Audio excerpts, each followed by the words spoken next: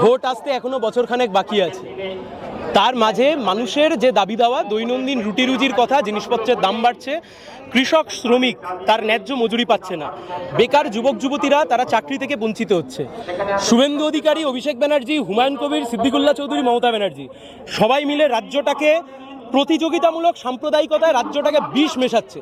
এ সবকে কর্নার করতে হবে। মানুষের রুটি রুজির যে লড়াই, সে লড়াইকে দৃঢ় করতে হবে। লাল ঝান্ডা ছাড়া এর কোনো দ্বিতীয় বিকল্প নেই। এখন প্রথম কথা হচ্ছে, বিজেপি নামক দলটা চলে তৃণমূলের প্রাক্তন নেতাদেরকে নিয়ে।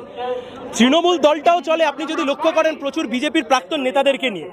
ফলে একটা বিষয় তো খুব স্পষ্ট, এবং খুব পরিষ্কার, আমরা মানুষের দাবি দাওয়া নিয়ে লড়াই করছি।